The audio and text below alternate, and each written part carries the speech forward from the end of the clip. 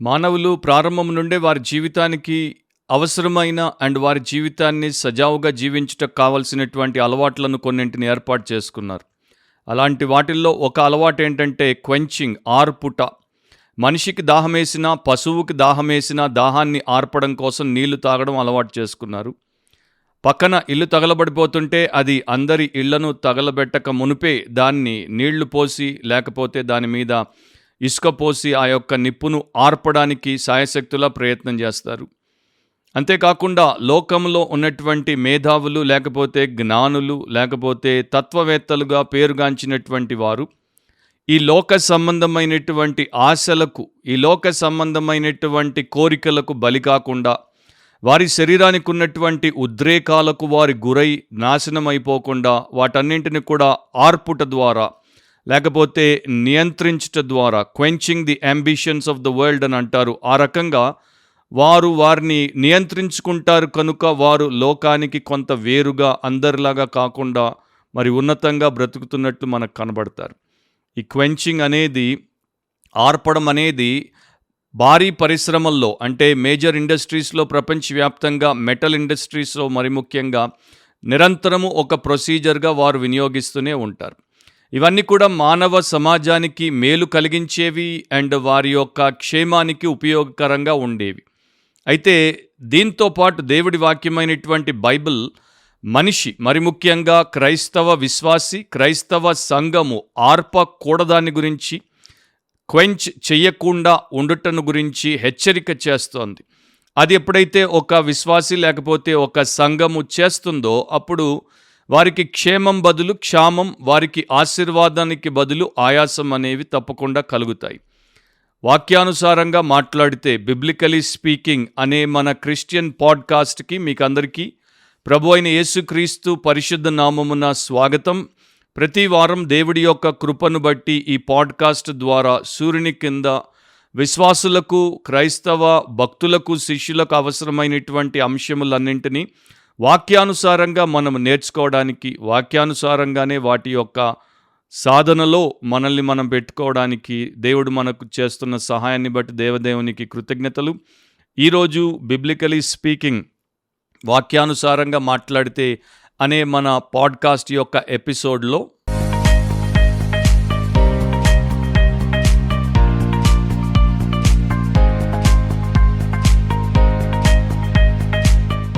అపోస్తలుడైన పౌలు తెస్సలోనిక సంఘానికి మొదటి పత్రిక రాసినప్పుడు 5వ అధ్యాయం 19వ వచనంలో ఈ మాటలు రాశాడు. ఆత్మను ఆర్పకుడి, do not quench the spirit.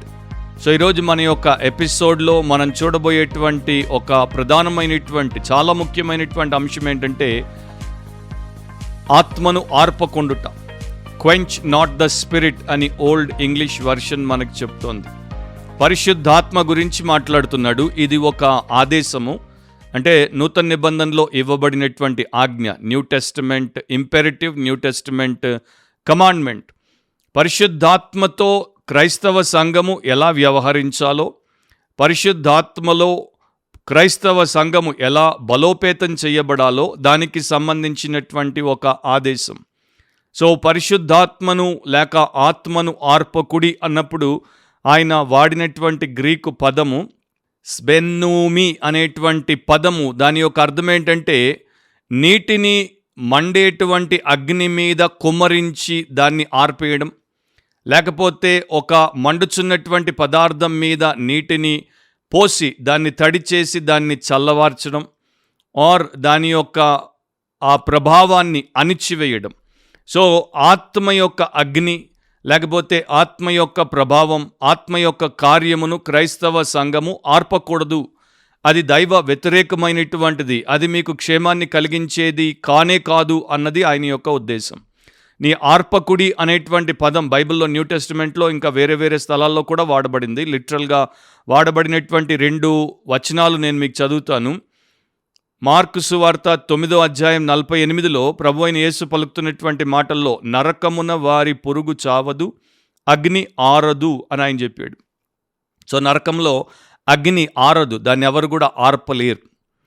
అలాగే మీరు ఎఫ్ఎస్సి 6వ అధ్యాయం 16వ వచనాన్ని చూసినప్పుడు అక్కడ దేవుడిచ్చేటువంటి సర్వాంగ కవచం గురించి, విశ్వాసి ధరించాల్సినటువంటి సర్వాంగ కవచం గురించి, చేయాల్సినటువంటి ఆత్మీయ పోరాటాన్ని గురించి అపోస్తలుడైనటువంటి పౌలు రాసినప్పుడు, ఇవన్నీ కాక విశ్వాసమును డాలు పట్టుకొనుడి, దానితో మీరు దుష్టుని అగ్ని బాణములన్నింటినీ ఆర్పుటకు శక్తిమంతులగుదురు అని చెప్పాడు. ఈ యుద్ధాల్లో వారు ఏం చేసేవారంటే ఒక డాలు పట్టుకునేవారు, ఆ డాలును వారు తోలుతో కప్పేవారు అండ్ దాన్ని తడి చేసి పెట్టేవారు. ఎందుకంటే శత్రువు అగ్ని బాణాన్ని విసిరినప్పుడు ఈ యొక్క తోలు, తడిగా ఉన్నటువంటి తోలుతో కప్పబడినటువంటి డాలును వీరు అడ్డం పెట్టినప్పుడు అవి ఆరిపోయేవి. సో ఆ ప్రకారం విశ్వాసులు దుష్టునికి వ్యతిరేకంగా తమను తాము ఏ రకంగా పరిరక్షించుకోవాలో, విశ్వాస సంబంధమైనటువంటి డాలు ద్వారా వాడిని ఎలా ఓడించాలో అపోస్తలుడు అక్కడ తెలియజేశాడు. సో ఆత్మను ఆర్పకుడి అన్నప్పుడు ఆత్మ ఒక అగ్ని యొక్క స్వరూపంలో మనకు వాక్యంలో చూపించబడుతున్నాడు కనుక అగ్నిని నీటితో ఎలా ఆర్పుతామో అలా మన యొక్క దుష్పరిణామాలతో కూడినటువంటి ఈ ప్రవర్తన ద్వారా పరిశుద్ధాత్మ అగ్నిని ఆర్పకూడదని దేవుడి వాక్యం హెచ్చరిస్తోంది. మత్తయి 3:11 ఆయన పరిశుద్ధాత్మలోనూ అగ్నితోనూ మీకు బాప్తిస్మమిచ్చును. అపోస్తలుల కార్యములు 2:3 మరియు అగ్ని జ్వాలల వంటి నాలుకలు విభాగింపబడినట్టుగా వారికి కనబడి వారిలో ఒక్కొక్కని మీద వ్రాలగా. సో ఇక్కడ పరిశుద్ధాత్ముని యొక్క పరిచర్య ఏ రకముగా అగ్నితో పోల్చబడిందో మనము చూస్తున్నాం. అయితే దేవుడి వాక్యము పరిశుద్ధాత్మను ఆర్పకుడి అని చెప్పట్లేదు. దేవుణ్ణి ఎవరు ఆర్పలేరు, అది అసాధ్యం, అది కల్లో కూడా మనం ఆలోచించలేనటువంటి విషయం, అసంభవం అది. కాకపోతే ఆయన చేసేటువంటి కార్యమును ఆర్పగలము గనుక దాన్ని ఆర్పొద్దని దేవుడి వాక్యం హెచ్చరిస్తోంది. అగ్ని అనగానే మనకు కొన్ని చిత్రాలు అది చేసేటువంటి కార్యాలకు సంబంధించినవి కనబడతాయి. అది పవిత్రపరుస్తుంది, లేకపోతే శుద్ధి చేస్తుంది కనుక పవిత్రతకు, దాంట్లో విపరీతమైనటువంటి శక్తి ఉంది కనుక ఈ యొక్క శక్తికి అది వెలుగునిస్తుంది, అది వెచ్చదనాన్ని ఇస్తుంది. But at the same time అది కొన్ని సందర్భాల్లో కాల్చివేసి నాశనాన్ని కూడా కలిగిస్తుంది. సో పరిశుద్ధాత్ముడు క్రైస్తవ సంఘంలో ఉన్నప్పుడు ఒక పాతకాలపు బైబిల్ కామెంటేటర్ ఈ రకంగా రాశాడు, మన జీవితాల్లో అండ్ మన సంఘాల్లో పరిశుద్ధాత్ముని యొక్క పని పూర్తిగా జరుగుతున్నప్పుడు మన హృదయాలు దేవుని ప్రేమతో వెచ్చబడతాయి, మన మనస్సులు దేవుని వెలుగుతో వెలిగింపబడతాయి, మన చిత్తములు దేవుని కొరకు బలోపేతం చేయబడతాయి. ఆయన మనందరినీ కూడా, అంటే క్రైస్తవులందరినీ కూడా మరి కరిగించేసి వేరువేరు వారుగా కాకుండా అందరినీ ఒక శరీరములో మరి సహాయము, సహకారము అండ్ సామరస్యత కలిగి ఉండేటువంటి వారిగా తయారు చేస్తాడు. పాపానికి దూరంగా మనం ఎల్లప్పుడూ బ్రతుకుటకు కావలసినటువంటి పవిత్రతను మనకిస్తాడు. అండ్ మన హృదయంలో దేవుడి పట్ల భక్తిని, ప్రేమను మనము నిరంతరము కలిగి ఉండినట్లు ఆయన మన హృదయాలను మండిస్తూ ఉంటాడు, మన జీవితాలను శక్తితో నింపుతాడు. సో ఓల్డ్ కామెంటేటర్ చెప్పినటువంటి మాటలు ఇవి. దీనికన్నా ముందు ఇంకొక పాతకాలపు భక్తుడు ఆత్మకున్నటువంటి పీడ ఏంటంటే అది చల్లబారిపోవడం అన్నాడు. అంటే మన ఆత్మ, ఒక విశ్వాసి యొక్క ఆత్మకు పట్టిన పీడ ఏంటంటే అది చల్లబారిపోవడం, పరిశుద్ధాత్మ అగ్నితో వెచ్చగా వేడిగా ఉండకుండా చల్లబారిపోవడం. పౌలు తిమోతికి రాసినప్పుడు 2 తిమోతి 1:6 ఆ హేతువు చేత నా హస్త నిక్షేపణము వలన నీకు కలిగిన దేవుని కృపావరము ప్రజ్వలింప చేయవలనని నీకు జ్ఞాపకము చేయుచున్నాను. అంటే ఒక విశ్వాసి, ఒక సంఘము అజాగ్రత్తతో ఉంటే వారి జీవితంలో దేవుని వాక్యానికి వ్యతిరేకమైనటువంటి విషయములను వారు అనుమతిస్తే వారి యొక్క ఆత్మలో పరిశుద్ధాత్ముడు చేసే కార్యము, వారి మధ్య పరిశుద్ధాత్ముడు చేసే కార్యము ఆర్పబడుతుంది. కనుక కృపావరము చేత నీకు దేవుడిచ్చినటువంటి ఈ యొక్క గొప్ప ఈవిని నీవు ప్రజ్వలింప చేసుకోవాలే కానీ దాన్ని ఆరిపోనివ్వకూడదు. సో సింపుల్గా పౌలు ఏమంటున్నాడు తిమోతిని, blow into a flame, అంటే ఆ యొక్క అగ్నిని ఇంకా పెంచు, దాన్ని ఆర్పివేయవద్దు. 1 తెస్సలోనిక 5వ అధ్యాయంలో 16 నుండి 18 వరకు మనం చదివినప్పుడు, ఎల్లప్పుడూ సంతోషముగా ఉండుడి, ఎడతెగక ప్రార్థన చేయుడి, ప్రతి విషయమునందును కృతజ్ఞతాస్తుతులు చెల్లించుడి, ఈలాగు చేయుట యేసుక్రీస్తునందు మీ విషయంలో దేవుని చిత్తం. ఒక విశ్వాసి, ఒక క్రైస్తవ సంఘము ఆత్మీయంగా ఎదగడానికి, ఆత్మీయంగా పరిపక్వతలోనికి రావడానికి, ప్రభువునందు ఆనందించడానికి, ప్రభువును మహిమపరచడానికి కావలసినటువంటి 3 విషయాలు అక్కడ చెప్పాడు. దాంట్లో మన ఆత్మీయ జీవితాన్ని కట్టుకోవడానికి దేవుడు మనకి ఎన్ని ఏర్పాట్లు చేశాడో మనకు చాలా స్పష్టంగా కనబడుతుంది. పరిశుద్ధాత్మ సహకారముతో వీటన్నింటినీ మనం చాలా చక్కగా చేయొచ్చు. మార్టిన్ లూథర్ కూడా ఆయన యొక్క పుస్తకంలో విశ్వాస జీవితంలో పరిశుద్ధాత్మని యొక్క కార్యము అనేటువంటి అంశం కింద ఇలా రాశాడు. ఒక విశ్వాసిలో పరిశుద్ధాత్ముడు ఉన్నప్పుడు అండ్ ఆ యొక్క పరిశుద్ధాత్ముడు ఆ విశ్వాసిని నిమ్మలంగా ఊరికే ఏమీ చెయ్యకుండా కూర్చోనివ్వడు. ఆయన అతన్ని భక్తి విషయంలో, దేవుని కొరకు బ్రతికే విషయంలో, నిజమైనటువంటి శిష్యరికం విషయంలో నిరంతరము పురికొల్పుతూనే ఉంటాడు. దేవుణ్ణి ప్రేమించేటట్టు, శ్రమల్లో ఓర్పును కలిగి ఉండేటట్టు, ప్రార్థించేటట్టు, కృతజ్ఞతాస్తుతులు చెల్లించేటట్టు, మనుషులందరి పట్ల నిస్వార్థమైన ప్రేమను చూపేటట్టు పరిశుద్ధాత్ముడు ఒక విశ్వాసిలో బలముగా పనిచేస్తూ ఉంటాడు అని మార్టిన్ లూథర్ అన్నాడు. ఇక 19 నుండి 22వ వచనం వరకు మనం అక్కడే మొదటి తెస్సలోనిక 5వ అధ్యాయాన్ని చూస్తే, ప్రవచించుటను నిర్లక్ష్యము చేయకుడి, సమస్తమును పరీక్షించి మేలైన దానిని చేపట్టుడి, ప్రతి విధమైన కీడునకు దూరముగా ఉండుడి అని ఇంకా కొన్ని ఆజ్ఞలు ఇచ్చాడు. ఇప్పుడు ఇవి అన్నీ కూడా క్రైస్తవ సంఘానికి ఇవ్వబడుతున్నటువంటి ఆదేశాలు. క్రైస్తవ సంఘానికి ఇవ్వబడినటువంటి ఆదేశాలు విశ్వాసులు కూడా వారి జీవితానికి వర్తింప చేసుకుంటే వారు కూడా వర్ధిల్లుతారు. సో సంఘానికి ఏం చెప్తున్నాడు? ప్రైమరీగా ఆయన చర్చ్కి చెప్పేటువంటి విషయం ఏంటంటే, do not stifle the spirit. ఆత్మ యొక్క గొంతుకను మీరు నొక్కకండి, పరిశుద్ధాత్మను మీరు అణచకండి, పరిశుద్ధాత్మ యొక్క పనిని మీరు నిర్లక్ష్య స్వభావముతో ఆర్పకుండా జాగ్రత్త పడండి.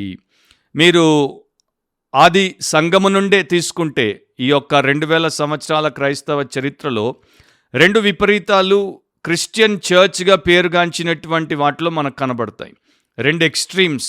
ఒకటేమో పూర్తిగా దేవుడి వాక్యాన్ని మాత్రమే పాటిస్తాము అని చెప్పి వారు ఎప్పుడు చూసినా చల్లబడి కేవలము అసలు నిర్జీవము కలిగినటువంటి వారిగా, అంటే వారిలో ప్రాణమే లేనట్టు, జీవమే లేనట్టు, వారికి తెలిసినటువంటి వాక్య జ్ఞానం అంతా కూడా ఈ యొక్క బుర్రలో పెట్టుకున్నట్టు బతుకులో కనబడకుండా బతికేటువంటి ఒక తరహా, ఒక టైప్ అన్నమాట.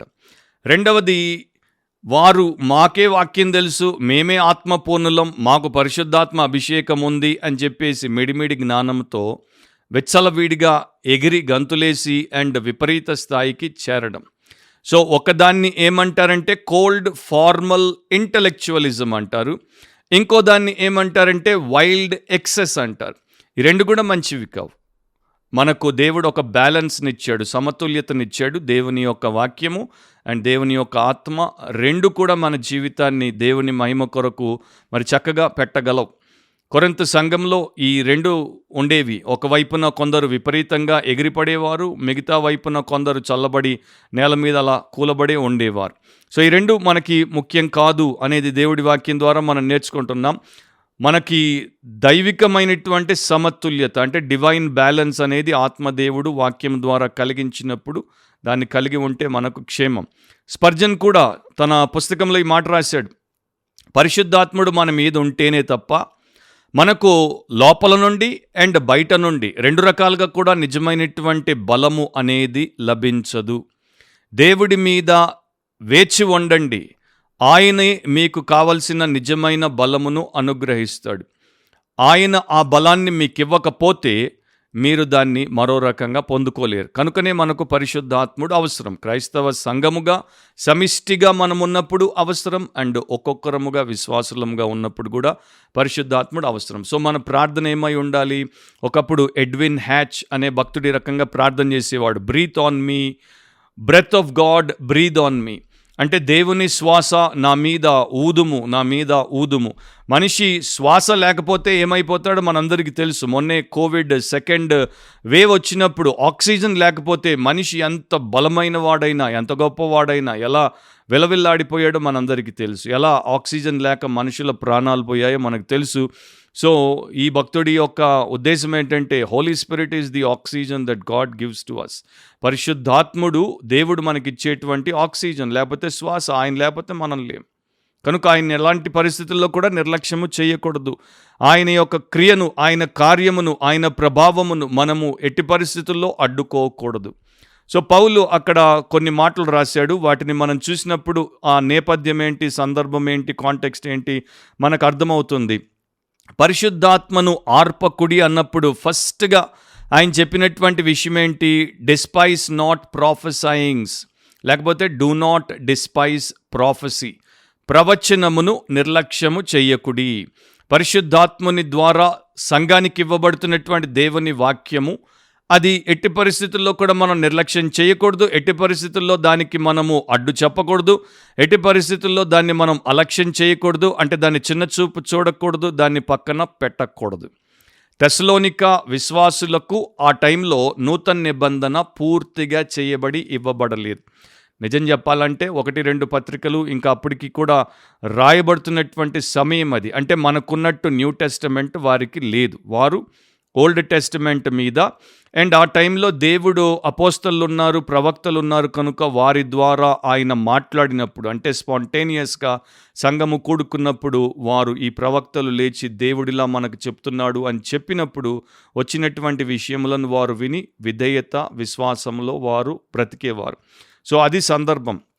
కనుక మనకి 2 పేతురు 1:21 చదివినప్పుడు మీకు ఇంకా కొంత క్లారిటీ వస్తుంది. ఏలయనగా ప్రవచనము ఎప్పుడునూ మనుష్యుని ఇచ్చను బట్టి కలుగలేదు గాని మనుషులు పరిశుద్ధాత్మ వలన ప్రేరేపింపబడిన వారై దేవుని మూలముగా పలికిరి.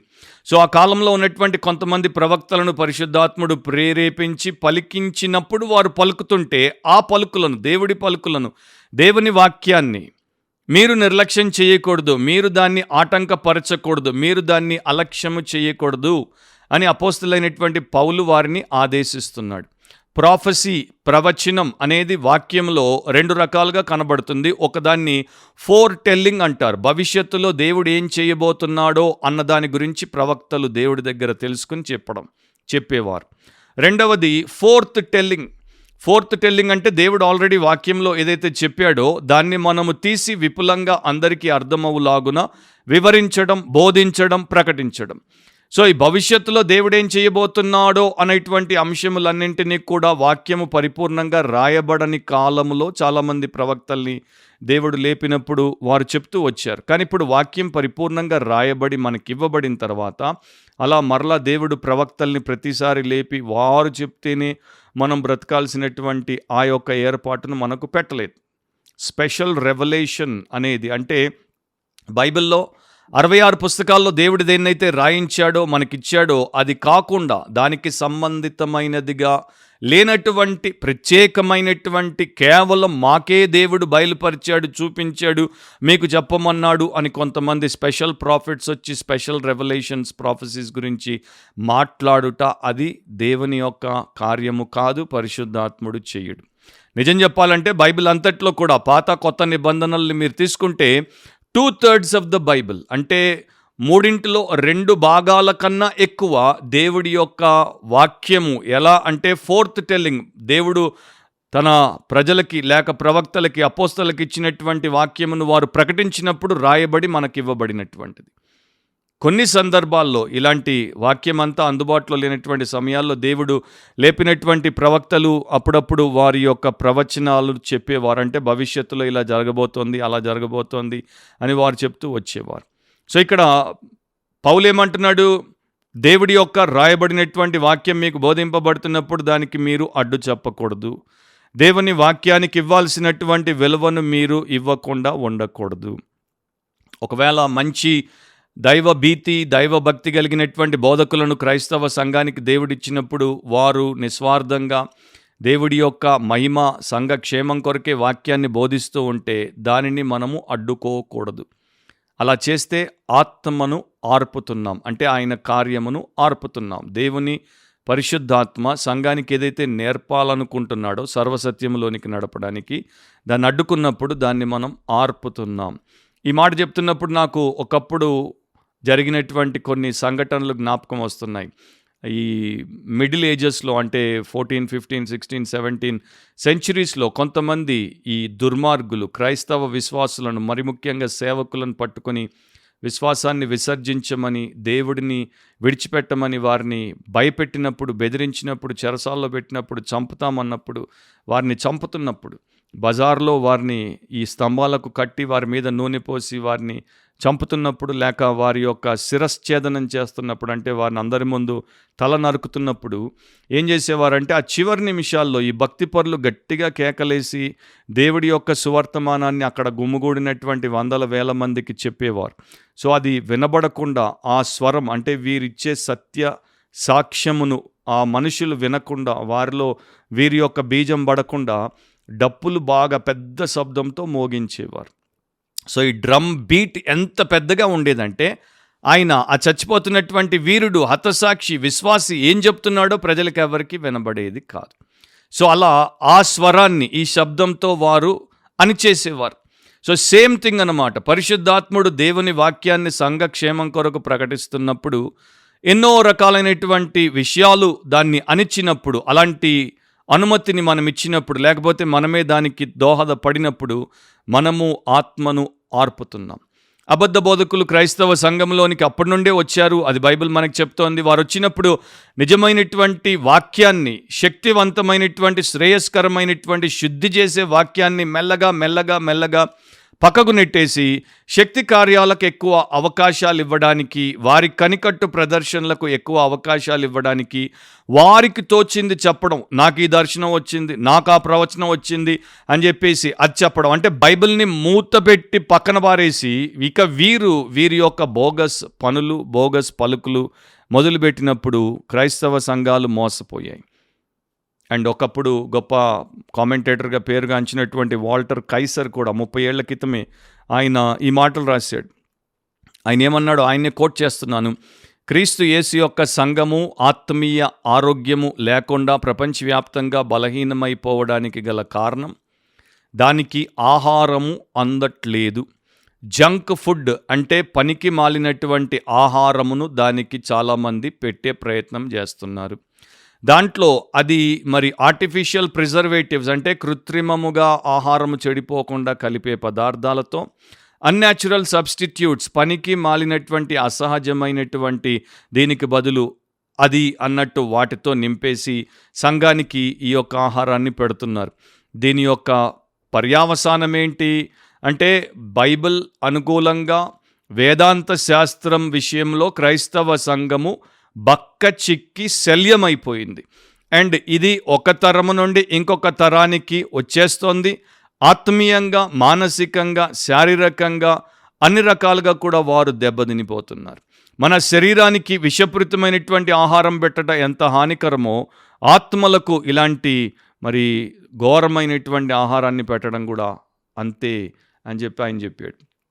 సో నా ప్రియ సహోదరి సహోదరులారా, తెస్సలోనిక సంఘంలో కూడా బహుశా ఈ కొరింథు సంఘంలో కొంతమంది రెచ్చిపోయి ఉండొచ్చు. ప్రవచనాలకి, దర్శనాలకి, భాషలకు అర్థాలు చెప్పడానికి, లేకపోతే అద్భుతాలు చేయడానికి, వీటికి ఎక్కువ ఇంపార్టెన్స్ ఇచ్చేసి teaching and preaching of God's word, దేవుడి వాక్యం యొక్క ప్రకటన, బోధకు అంత ప్రాముఖ్యతను ఇవ్వకపోయేసరికి దేవుడు ఏం చేశాడంటే అపోస్తలులైనటువంటి పౌలు ద్వారా ఈ యొక్క ఆదేశాన్ని జారీ చేశాడు. మనము 1 కొరింథీ 13వ అధ్యాయం 8వ వచనం చదివినప్పుడు కూడా కొరింథీలకు రాసినటువంటి ఒక సత్యాన్ని అపోస్తలులైనటువంటి పౌలు ద్వారా నేర్చుకోవచ్చు. ఆయన ఏమంటాడు, ప్రవచనములైనను నిరర్ధకములగును, భాషలైనను నిలిచిపోవును, జ్ఞానమైనను నిరర్ధకమగును.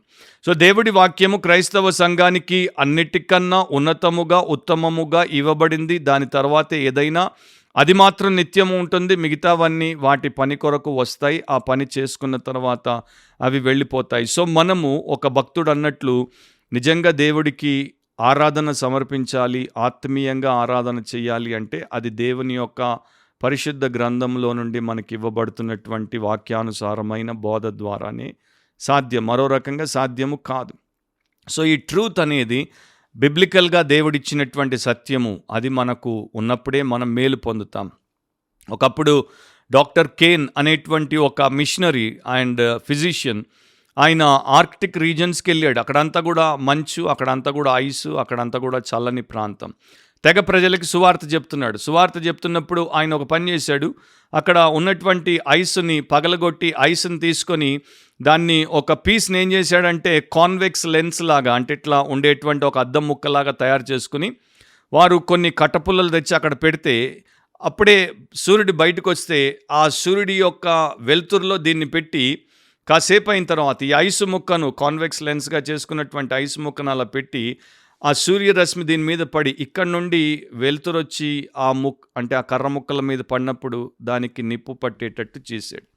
అది ఆ తెగ ప్రజలకు, అనాగరికులకు మరి పూర్తిగా మత్తిపోయినంత పనిచేసింది. ఐస్ ఏంటి, సూర్యుడి దగ్గర పెట్టడం ఏంటి, దాని గుండా నిప్పును రాజింపజేసి మా కర్ర పుల్లల్ని కాల్చేయడం ఏంటి అని వారు ఆశ్చర్యపోతున్నప్పుడు ఆయన చెప్పాడు, మాలాంటి సేవకులు ఎందుకు అంటే పరిశుద్ధాత్మ అగ్నితో మేము నింపబడినప్పుడు, అభిషేకింపబడినప్పుడు దేవుడి యొక్క వాక్యము మాలాంటి ఐసుల్లాంటి ఎందుకు పనికిరాని మాలాంటి వారి ద్వారా వచ్చినప్పుడు మీలాంటి వారు వెలిగింపబడతారు. అందుకే నన్ను దేవుడు మీ దగ్గరికి పంపాడు. సో ఇలా మీడియంని, ఒక ప్రీచర్ని ఇతరులను వెలిగించడానికి దేవుడు మీడియంగా వాడుకుంటాడు. అండ్ మర్చిపోవద్దు, ఆయన వాక్యం అన్నటికీ వ్యర్థముగా తిరిగి ఆయన దగ్గరికి రాదు అని వారికి బోధించాడు. సో చాలామంది మరి దేవుడి ప్రేమ చేత రక్షించబడ్డారు. సో ఈ గొప్ప పనిని పరిశుద్ధాత్ముడు క్రైస్తవ సంఘానికి చేస్తుండగా ఇప్పుడు గత 50-100 సంవత్సరాలుగా ఇది చాలా తగ్గిపోయింది. దీన్ని చాలామంది తొక్కేశారు. ఎందుకంటే వ్యర్థమైన విషయాలు, విపరీతమైన విషయాలు అండ్ విషపూరితమైన విషయాలు, విరోధి అయిన సాతానుకు సంబంధించినటువంటి అబద్ధ బోధలు, అసత్యాలు, ఇవే క్రైస్తవ సంఘాన్ని చిన్నాభిన్నం చేయడానికి దాన్ని వదిలేశారు. కానీ పరిశుద్ధాత్మ యొక్క కార్యము ద్వారా, వాక్య సత్యము ద్వారా మేలు పొందుట అనేది మరి కనుమరుగైపోతుంది. మీరు ఎలాంటి సంఘంలో ఉన్నారో నాకు తెలియదు. మీరు మరి అలాంటి సంఘంలో ఉంటే మీరు కూడా పాపంలో పాలిభాగస్తులు అవుతున్నారేమో. ప్రార్థనాపూర్వకంగా వాక్యాన్ని ఎదుట పెట్టి పరీక్షించుకోండి.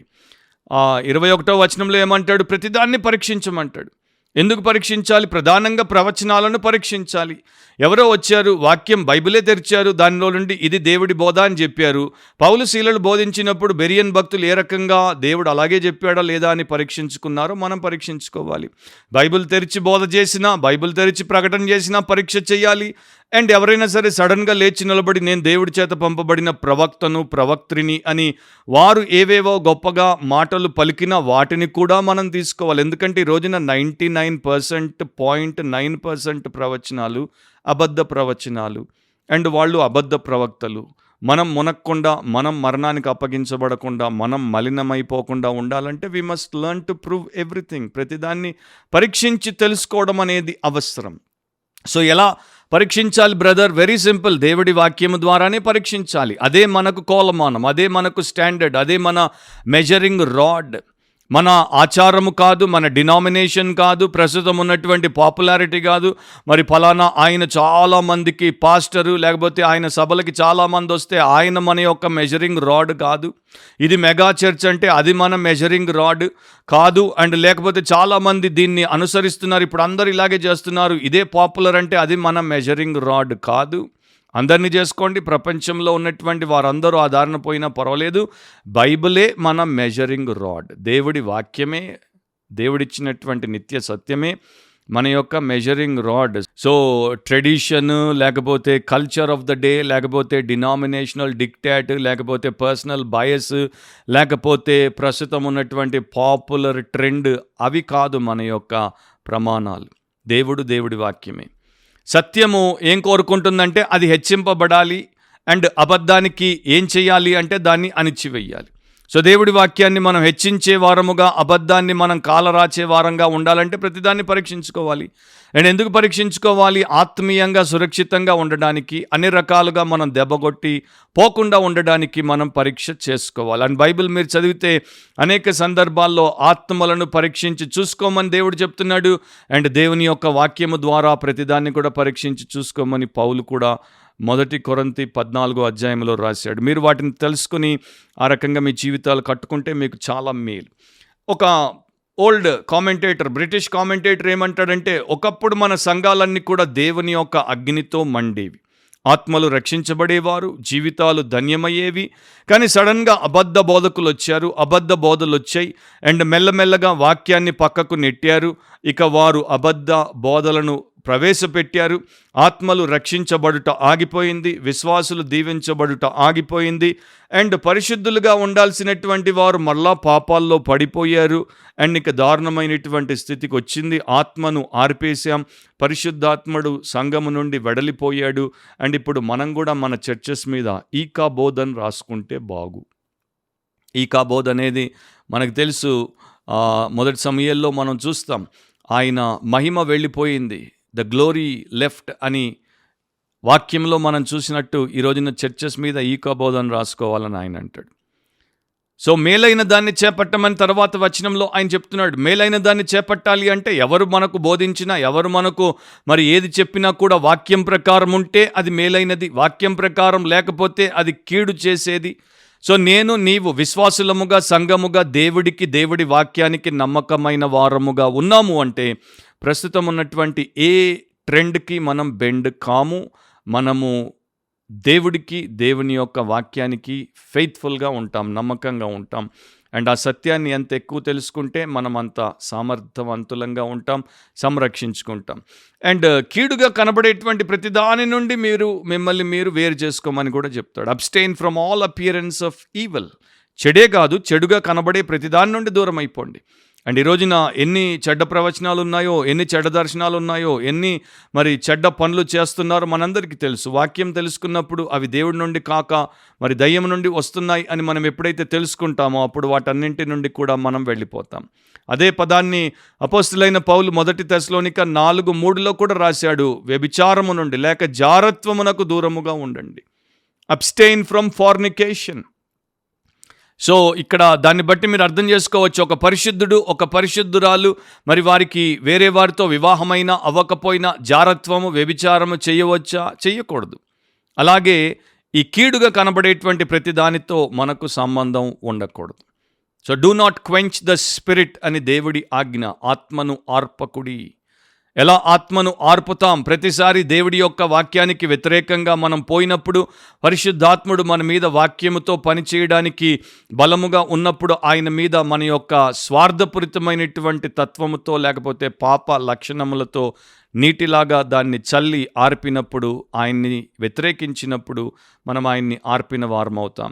ఒక్కొక్క మాటలో ఒక 5 అంశాలు మీ ముందు పెడతాను. ఈ పాడ్కాస్ట్ని ముగించక మునుపు పరిశుద్ధాత్మను ఎప్పుడు ఆర్పగలమో దీన్ని బట్టి కూడా మీరు తెలుసుకుంటే మీకు ఇంకా ఉపయోగకరంగా ఉంటుందని ఈ మాటలు చెప్తున్నాను. Being selfish instead of being unselfish. ఎప్పుడైతే నిస్వార్థముగా ఉండకుండా స్వార్థముగా ఉంటామో పరిశుద్ధాత్మ కార్యమును మన లైఫ్లో ఆర్పుతాం. మీరు యెషయా 14 చదువుకోండి, 12వ వచనం నుండి 15వ వచనం వరకు. సాతాను ఎలా దేవుడికి వ్యతిరేకంగా తన చిత్తమును చేసుకొని తన్ను హెచ్చించుకోబోయాడో, అలాగే ఒక విశ్వాసి దేవా నీ చిత్తము అన్నటకు బదులు నా చిత్తము అని బ్రతుకుతుందో అప్పుడు వారు సెల్ఫిజంలోనికి వచ్చేస్తారు. అంటే స్వంతము అనే దాంట్లో ఆ గూట్లోనికి వచ్చేస్తారు. ఇక వారు ఆత్మను ఆర్పుతున్నారు. ప్రభు అయిన యేసు మనకు ఇంకో మార్గాన్ని నేర్పించాడు. గెత్సెమనే తోటలో విపరీతమైనటువంటి వేదనలో ఉన్నప్పుడు ప్రార్థించాడు, not my will but thine be done. నా చిత్తము కాదు నీ చిత్తమే నెరవేరనిమ్ము. సో ఆయన మనకు చూపిస్తున్నాడు పరిశుద్ధాత్మను ఆర్పకుండా పరిశుద్ధాత్మ అధికారము కింద మనం ఎలా అభివృద్ధి చెందాలో. అది మొదటిది. రెండవది, being worldly instead of being godly. దైవికంగా ఉండుటకు బదులు ఇంకా లౌకికంగానే ఉండుట. 1 కొరింథీ 3వ అధ్యాయం 2 నుండి 4వ వచనం వరకు. అప్పటిలో మీకు బలము చాలకపోయినందున పాలతోనే మిమ్మను పెంచితిని గాని అన్నంతో మిమ్మను పెంచలేదు. మీరింకనూ శరీర సంబంధులై ఉండుట వలన ఇప్పుడును మీరు బలహీనులై మీలో అసూయయు కలహమును ఉండగా మీరు శరీర సంబంధులై మనుష్య రీతిగా నడుచుకొనుచున్నవారు కారా? ఒకడు నేను పౌలు వాడను, మరి ఒకడు నేను అపోలో వాడను అని చెప్పునప్పుడు మీరు ప్రకృతి సంబంధులైన మనుషులు కారా? సో మీలో ఇంకా చిన్నపిల్లల తత్వమే ఉంది. ఇంకా అసూయ, ఇంకా ఆ యొక్క ఎన్వి, జెలసీ, ఆ యొక్క స్ట్రైవింగ్ అంటే పోరాటాలు, పోట్లాటలు, సైడ్లు తీసుకోవడం, నేను వీడి వైపు, నేను వాడి వైపు. మరి సినిమా నటులకు అభిమానులు ఉంటారు, నేను ఈయన అభిమాని, నేను ఆయన అభిమాని. ఈ రోజున మన సెలబ్రిటీ ప్రీచర్లకు, పాస్టర్లకు, చర్చెస్కి అండ్ సెలబ్రిటీ సింగర్లకి, మ్యూజిషియన్లకి ఇట్లాగే మేము వీరి వారం, మేము వారి వారం అని సోషల్ మీడియా నిండా ఘోరమైనటువంటివి కనబడుతున్నాయి. మూడవది being traditional instead of scriptural. వాక్యానుసారంగా ఉండకుండా ఆచారయుక్తంగా ఉండడం. మత్తయి 15:7-9 వరకు ప్రభు చెప్పాడు, వేషధారులారా, ఈ ప్రజలు తమ పెదవులతో నన్ను గనపరచుదురు గాని వారి హృదయం నాకు దూరముగా ఉన్నది.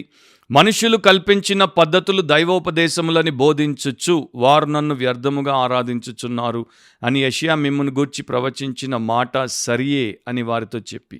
సో మనుషుల పద్ధతులను దైవోపదేశములని బోధించి మనుషులను దెబ్బతీస్తున్నారు. అలాంటి పరిస్థితుల్లో మనం ఉన్నప్పుడు ఆత్మను ఆర్పుతున్నాం. Being carnal instead of being spiritual. ఆత్మీయంగా ఉండుటకు బదులు శరీరానుసారులముగా ఉన్నప్పుడు ఆత్మను ఆర్పుతాం. గలతీ 5:16లో నేను చెప్పినదేమనగా ఆత్మానుసారముగా నడుచుకొనుడి, అప్పుడు మీరు శరీరేచ్ఛను నెరవేర్చరు. సో దీనికి రివర్స్లో కూడా మీకు చెప్తాను, శరీరానుసారముగా నడుచుకొనుడి, అప్పుడు మీరు ఆత్మ కోరికను నెరవేర్చరు. అంటే పరిశుద్ధాత్మని యొక్క ఆజ్ఞను మీరు నెరవేర్చరు. సో ఏమైపోతారు? మీరు శరీరానుసారులుగా నాశనానికి పోతారు. చివరిది being earthly instead of being heavenly. పర సంబంధులుగా ఉండుటకు బదులు భూ సంబంధులుగా ఉండుట.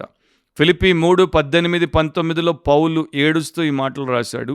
అనేకులు క్రీస్తు శిలువకు శత్రువులుగా నడుచుకొనుచున్నారు. వీరిని గూర్చి మీతో అనేక పర్యాయములు చెప్పి ఇప్పుడును ఏడ్చుచు చెప్పుచున్నాను. చాలాసార్లు చెప్పాడు వారి గురించి, ఇప్పుడు కూడా ఏడుస్తూ చెప్తున్నాను. నాశనమే వారి అంతం, వారి కడుపే వారి దేవుడు. వారు తాము సిగ్గుపడవలసిన సంగతులు యందు అతిశయపడుచున్నారు, భూ సంబంధమైన వాటి యందే మనస్సు నుంచుచున్నారు. సో ఈ రకంగా ఆత్మను ఆర్పినటువంటి విశ్వాసి, ఆత్మను ఆర్పినటువంటి సంఘము మరి ఎందుకు పనికి రాకుండా తయారవుతుంది. అండ్ ఈ రోజుల్లో అలాంటి విశ్వాసులు, అలాంటి సంఘాలే చాలా ఎక్కువ. అది మన దుస్థితి అని, అది మన దౌర్భాగ్యం. ఈ మాటతో నేను పాడ్కాస్ట్ని ముగిస్తాను. పురాతనమైనటువంటి భక్తుడు, గొప్ప బైబిల్ థియోలోజియన్ జాన్ హెన్రీ జోవెట్ గారు ఆయన పుస్తకంలో ఈ మాట రాశాడు. అపోస్తలుల కార్యములు అనేది ఒక మండే గ్రంథం. దాంట్లో ఎక్కడా మనకు చల్లదనం కానీ నులివెచ్చని ధనం కానీ మొదటి నుండి చివరి దాకా కనబడదు. ఈ శిష్యులు పరిశుద్ధాత్మ అగ్నితో నింపబడి బాప్తిస్మం పొంది పరిశుద్ధపరచబడ్డారు. దేవుని యొక్క బలిపీఠం మీద వెలిగే వారిగా, గొప్ప ఆసక్తితో వెలిగే వారిగా మనకు కనబడతారు. అండ్ వారి జీవితం అంతట్లో కూడా ఇది వారి యొక్క కేంద్రముగా మనం చూస్తాం. అందుకనే వారు గొప్ప బలాన్ని కలిగి బ్రతికారు. సో అపోస్తలుల ఆత్మలు ఎట్లా ఉన్నాయంటే, ఒక ఓడ లోపల కింద భాగంలో మండేటువంటి ఆ యంత్రం ఎట్లా ఉంటుందో, దాంట్లో మీరు బొగ్గులు వేసినప్పుడు, ఇంధనం వేసినప్పుడు అది బగబగా మండి ఓడను బలముగా ముందుకెలా సముద్రంలో తీసుకుపోతుందో, అపోస్తలుల ఆత్మలు అట్లాంటి ఒక ఫర్నెస్ లాగా, మండే గుండములాగా ఉండి మరి అనేక రకాలైనటువంటి తుఫాన్ల గుండా, లోతుల గుండా, ప్రమాదాల గుండా ముందుకు తీసుకెళ్ళిపోయింది. అలాంటి వారిని ఎవరు ఏది ఆపలేదు. అండ్ వారు ముందుకే సాగుతారు. సో నా ప్రియ క్రైస్తవ సహోదరి సహోదరుడా, మన జీవితంలో మనము ఈ రకంగా పరిశుద్ధాత్మ యొక్క అగ్నితో, పరిశుద్ధాత్మ యొక్క ప్రభావముతో, పరిశుద్ధాత్మ యొక్క శక్తితో ఆయన కార్యము కింద ఉన్నప్పుడు వర్ధిల్లుతాం. మన సంఘాలు వర్ధిల్లుతాయి, మన కుటుంబాలు వర్ధిల్లుతాయి. అలా మనం ఉండుటకు దేవుడు మనకు గొప్ప ఏర్పాటునిచ్చాడు. కనుక ఎట్టి పరిస్థితుల్లో మూర్ఖత్వాన్ని బట్టి కానీ, మలిన స్వభావాన్ని బట్టి కానీ, మోసపోవుటను బట్టి కానీ, మరో విషయాన్ని బట్టి కానీ మీరు మీ వ్యక్తిగత జీవితంలో, మీ కుటుంబంలో, మీ సంఘంలో, మీ సేవలో ఆత్మను ఆర్పకూడదు. ఆర్పకుండా బ్రతుకున్నట్లు ప్రార్థించండి. మేము ప్రార్థిస్తున్నాం. అలాంటి కృపలో దేవుడు మిమ్మును, మమ్మును, మనందరినీ కూడా ఆయన రాకడ కొరకు ఉంచి సిద్ధపరచునుగాక. ప్రతిదినం మనం ఇంకా ఆత్మ యొక్క వెలుగుతో వెలిగింపబడుతూ, మండుతూ, ఎక్కువవుతూ ఉండాలి తప్ప ఆరిపోయినటువంటి వారముగా ఉండకూడదు. మరో పాడ్కాస్ట్లో దేవుడి సమయంలో మనం తిరిగి కలుసుకునేంత వరకు ప్రతి వారం మన పాడ్కాస్ట్ని మీరు విన్న తర్వాత వినేసి ఊరుకోకండి. విన్న దానికి న్యాయం చేయాలి, విన్న దాని పట్ల నీతిగా మీరు ఉండాలి. అండ్ మీకు ప్రస్తుతము నిత్యత్వంలో దాని ద్వారా గొప్ప క్షేమం కలగాలంటే దాన్ని గైకొనండి. అది వాక్యమా కాదా ఫస్ట్ మీ బైబిల్ తెరిచి తిప్పి చూసుకోండి. దాని తర్వాత దాన్ని గైకొనండి. ఆ దేవుడి వాక్యము సత్యమైతే దాన్ని గైకొనండి, మేలు పొందండి, ఇతరులకు కూడా షేర్ చేయండి. యూట్యూబ్లో మనకి పాడ్కాస్ట్ ఆడియో వీడియో వర్షన్లో ఉంది. అండ్ వేరే వేరే మరి పాడ్కాస్ట్ ప్లాట్ఫామ్స్లో, ఫర్ ఎగ్జాంపుల్ యాపిల్ పాడ్కాస్ట్లో, గూగుల్ పాడ్కాస్ట్లో, స్పాటిఫైలో, యాంకర్లో, ఇది మరి ఆడియో వర్షన్లో ఉంటుంది. మీరు బయటికి ప్రయాణాల్లో ఉన్నప్పుడు జస్ట్ మీ యొక్క ఇయర్ ఫోన్సో లేకపోతే హెడ్సెట్టో పెట్టేసుకుని పాడ్కాస్ట్ని మీరు ఆడియో వర్షన్ని వినొచ్చు, ఇతరులకు కూడా పంపొచ్చు, తద్వారా మేలు పొందొచ్చు. సో మర్చిపోవద్దు, వాక్యానుసారంగా ఆలోచించండి, వాక్యానుసారంగా కోరుకోండి, వాక్యానుసారంగా మాట్లాడండి, వాక్యానుసారంగా క్రియలు చేయండి, వాక్యానుసారంగా బ్రతకండి అండ్ వాక్యానుసారమైనటువంటి సాక్ష్యం ద్వారా అనేకులను ప్రభావితము చేయండి. అదే మనకు ధన్యత, అదే మన యొక్క బాధ్యత. మనందరినీ కూడా ప్రభువైన యేసుక్రీస్తు అమితముగా దీవించునుగాక. ఆమేన్.